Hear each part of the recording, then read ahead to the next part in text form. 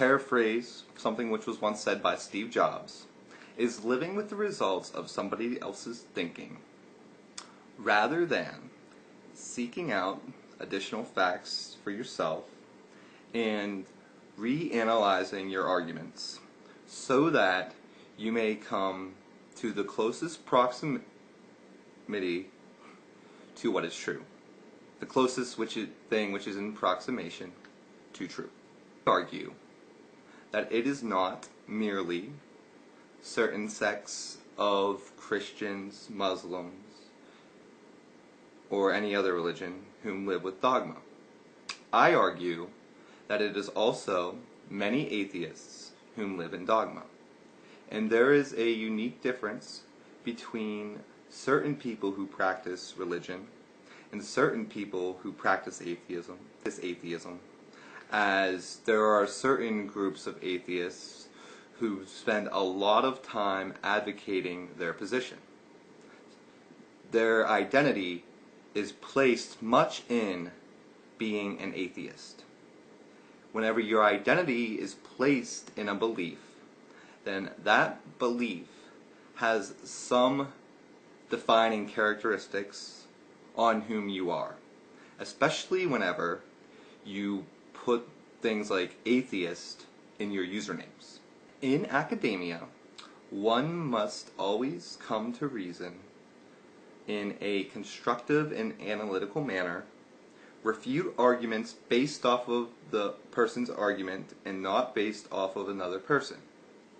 So it would be circular reasoning for an atheist to say, because someone believes in God and believes they can connect with God and I don't believe in God, therefore that person is insane because they believe they are communicating with something that I don't believe exists. Rather, if someone expresses this belief and provides you with new arguments, if you're an academic type of atheist, then what you will do is look at their new argument, analyze the data and evidence in the construction of this argument, and you will go from there. Likewise if you're a Christian, likewise if you're a Muslim. I am a follower of the Church of Nazarene. I am a believer in Yahweh. I feel immense energy by this. Recognize that one of the gifts of the Spirit is self-control.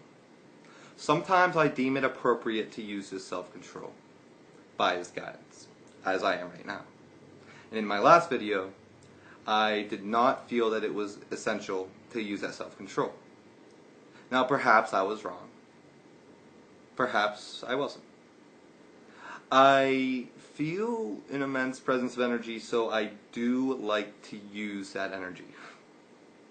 I used that in my last video by dancing in the Spirit and basically running around whenever I was giving my testimony and whenever I was presenting my ideas in my rebuttal to the atheist argument, if God exists, whence cometh evil, in essence, right? Which I make the case that the reason why evil exists is not because God wants it nor necessarily allows it. It is based on the choosing of by free will. So Satan and the fallen angels used their free will, and God knew they would do it. They used their free will in a way that was deconstructive to their lives, to their existence, and then they became fallen. They became cast out of heaven. More on that argument can be seen in my previous video. The video shows my testimony, how I started off Christian, at 18 turned into a Richard Dawkins type atheist, further went on to a more reasonable style of atheism, wherein as long as someone did not use the force of law against me with their religion, then I wasn't too concerned about how they freely practiced their religion. But I did and still find it critical that people use modern science and use modern medicine. But there is nothing that exists within modern science or modern medicine which disproves the existence of God. If you disagree, Show me what you believe exists in science or religion that disproves the existence of Yahweh. Back to the argument. So, if persons want to come across academically, then when they read new arguments, they will attack the argument based on the merits of the argument alone, not based on the person who provides the argument. This is an established practice in academia.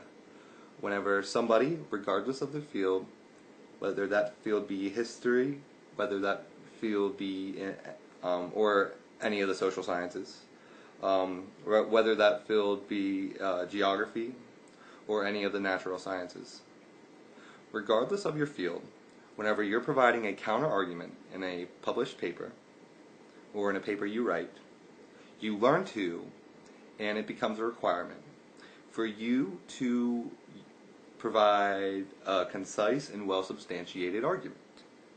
To not do this is to come across illogically, to come across hatefully, and to be using numerous logical fallacies. A common logical fallacy among the more illogical type atheists is ad hominem attacks. So if there is a new argument, then, for example, they might say something like, oh, you're schizophrenic because you believe in the existence of God and you believe and feel that you can connect with God. Well, even if it were true, that is not a deconstruction of the argument that I make or that any other religious person makes. Also, I'd like to recommend Chip Ingram.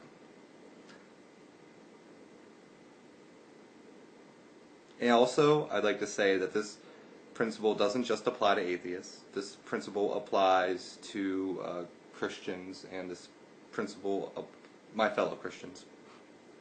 This principle applies to many of my fellow Christians, and this principle applies to many Muslims, but not across the board.